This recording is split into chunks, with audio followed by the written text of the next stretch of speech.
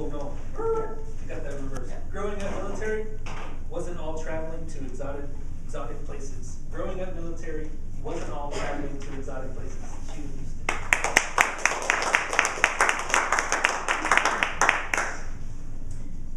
Growing up in the military wasn't all traveling to exotic places and fun. There were some mishaps and some misfits in there. Mr. Toastmaster, fellow Toastmasters, and guests. Here I am, Sheila Renee Houston, born March 27, 1960. People often ask me, well, Sheila, you're a woman. You're not supposed to tell your age. I tell them, I am a miracle. I'm not supposed to be here right now. So I'm very proud of my age. My mother decided she wanted to disobey the doctor while she was pregnant. He told her, do not go down the flight of stairs with a basket of clothes in front of you. My mother, being the Virgo she is, decided to do the laundry down in the basement. As she's feeling for the step, she misses it and falls, which put her into premature labor. My father gets a phone call. If you want to see your daughter, you need to get here now. She will probably die in 24 hours. So my dad gets to the hospital. And I guess the doctor was wrong. I guess God found a reason for me to still be here on earth. When I was growing up, I was a little bit like this square peg trying to fit into this round peg. I've been trying for a long time to figure out how to do that, and I have a master's degree, and they tell me a baby can do this, and I can't figure it out. But that's because, I don't know. Like I said, my mother fell down a flight of steps, and went into mature labor, and then I was in the hospital for 3 months. I didn't fit into the family once I got out. My mother told me a story. By the time you got out, you were cooking your own dinner. Because back in 1960, parents didn't get to go in and touch the baby and talk to the baby like they do now. They had to look at me through a plate glass window. So in 3 months, by the time I got out, that mother-infant bond wasn't there. So I didn't fit. Fast forward, military.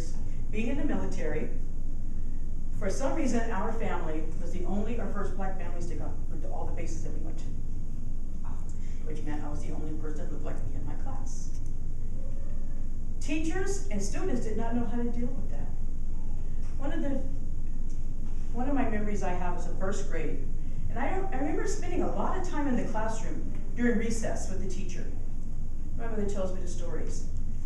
Our base was on an Indian reservation, and I guess the Indian children did not know how to deal with somebody who had darker skin. So every day in first grade, I had to fight. Can you imagine? No.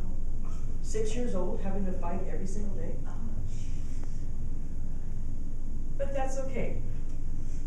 So we go with the teachers.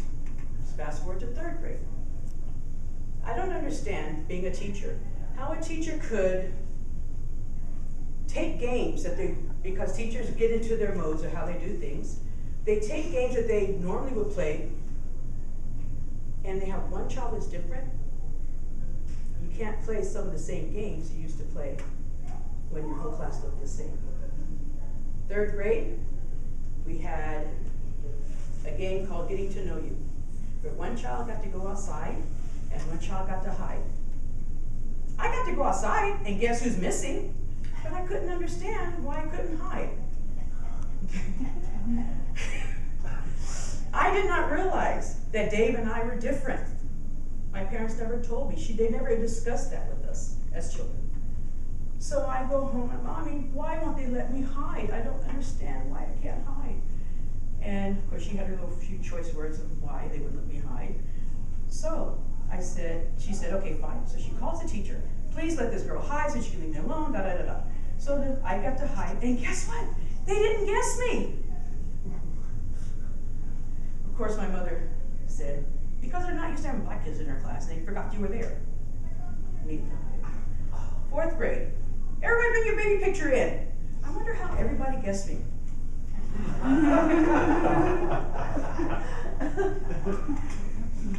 Then we go to Beaumont, Texas. Wow, I'm going to actually have black kids in the class with me. This is going to be great. I'm going to actually fit in. Guess what?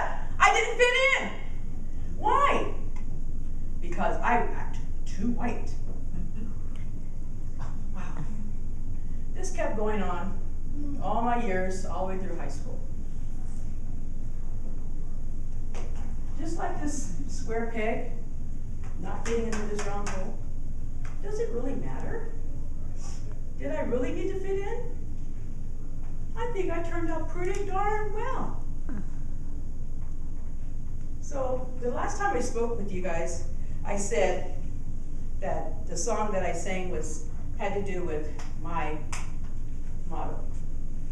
I'm just going to give you a little piece of it, and you'll understand why. Sometimes I wonder